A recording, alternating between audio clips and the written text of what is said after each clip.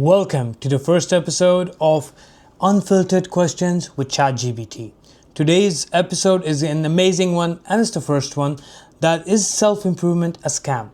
So no BS, we're gonna just go straight with it. So ChatGPT, are you ready? Let's get it.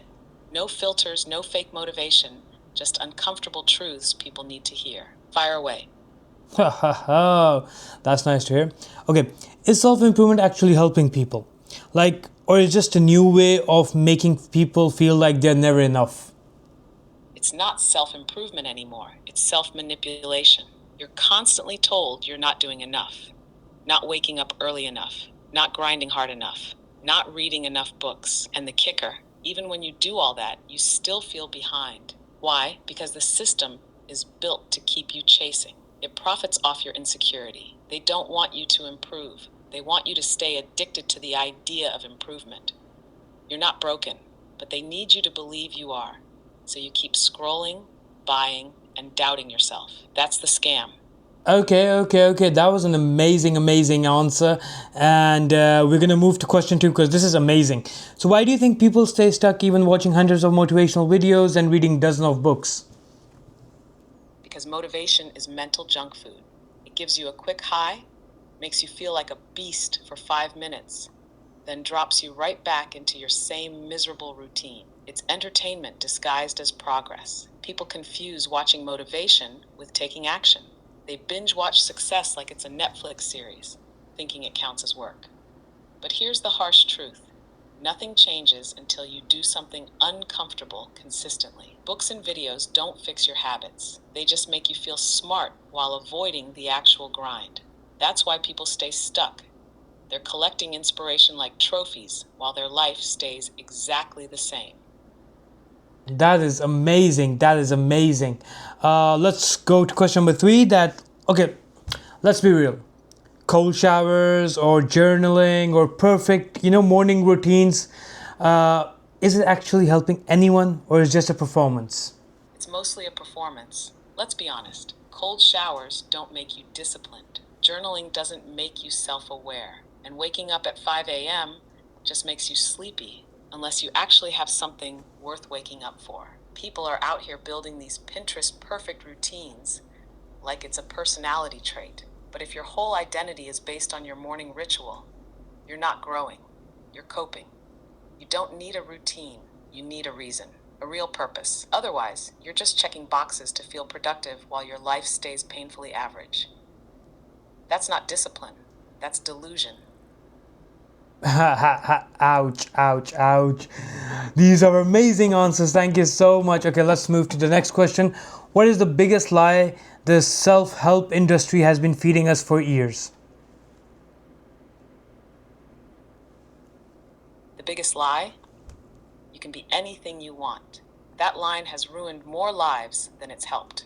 It sounds empowering, but it's pure fantasy. Not everyone's meant to be a billionaire, a founder, or a public speaker. And that's okay. The truth is, you can only become what you're built for, what you're willing to suffer for. But the self-help industry doesn't make money by telling you to face your limitations. It profits by selling dreams without context. So instead of helping people find their lane, they convince everyone to chase the same finish line. And when they fail, it's your fault for not wanting it bad enough. That's not help. That's manipulation wrapped in motivation. Okay, I have this question I wanted to ask so many times that these self-gurus, why do self-help gurus get treated like God when even they have zero results in real life? Because they're not experts, they're entertainers. And people don't want truth.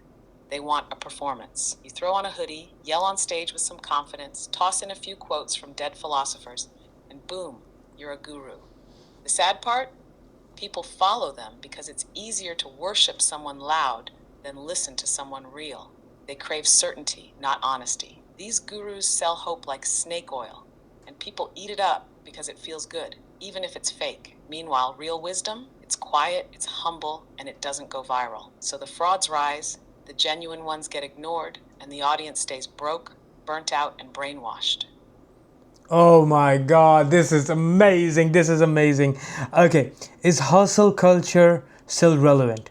Or are we just burning out for nothing? Hustle culture today is like flexing a broken engine.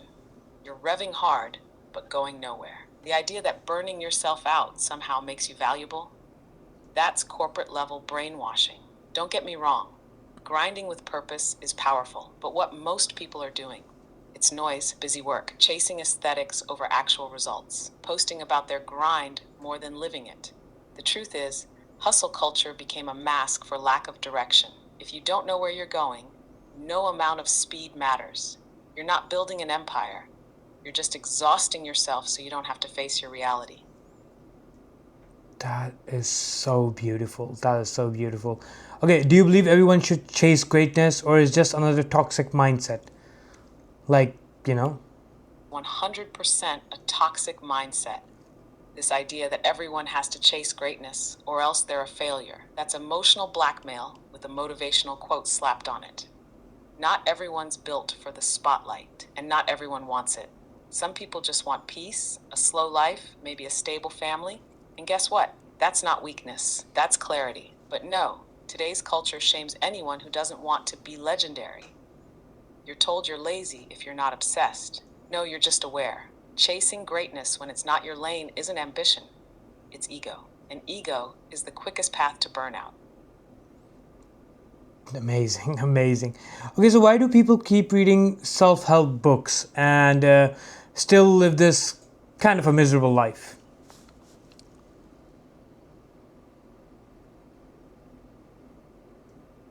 Because reading self help books feels like progress, but it's actually just high level procrastination. People stack books like trophies, post them on their stories, highlight the hell out of them, but never apply a single uncomfortable truth. They love the idea of changing, but not the cost. Real change requires ego death, emotional pain, consistency, and doing things that suck every single day. No book can give you that. That comes from action, not inspiration. So they stay stuck, well read, well quoted, and still living in the same chaos they've been journaling about since 2019. Reading is easy, changing is war, and most people aren't ready to fight. Excellent answer, excellent answer. Okay, this question is gonna get me hate, but let's talk about gym bros. Are they really improving themselves or just building muscle to cover up their insecurities?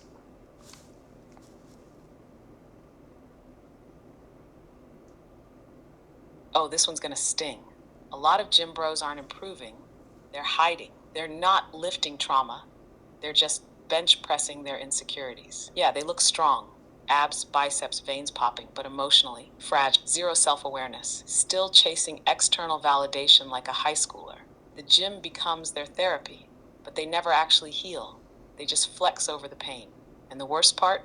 They start thinking muscles, morals. Like because they can deadlift 300 pounds, they're suddenly life coaches. Nah, you're not deep, you're just shredded. There's a difference. Real strength is internal. The rest, just aesthetics with Wi Fi.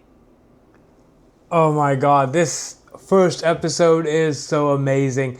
And I'm gonna continue next week with some more amazing question and a topic because I think this one is going to hit the roof. Last but not least, I need a final word from you. Is self-improvement a scam or people are just too soft to handle the truth? And then we'll end the video on this one. Here's the truth, self improvement isn't a scam, but the way it's sold absolutely is. They package it like a magic pill, like your dream life is one vision board and a gratitude journal away. But real growth, it's not sexy, it's slow, it's ugly, it's isolating. It means facing your demons, not quoting them. Most people aren't too lazy, they're just too soft to stomach how brutal real change actually is. Because improving yourself means letting go of who you think you are, and most can't handle that kind of ego death. So, no, it's not a scam, but if you're looking for comfort, shortcuts, or vibes, it will feel like one. And you'll stay exactly where you are, motivated, inspired, and stuck. That's the game. Choose whether you want to play it or break it. Absolutely amazing. And that's all from this episode. And I would love to hear your comments on this one because this is a new thing I just started. So this is the first episode, and every week on the weekly basis I'm going to upload a new episode. So if you have any question, have any topic about what should I ask ChatGPT in my next episode, please do let me know. And till then, don't forget to watch and subscribe to my YouTube channel. Bye.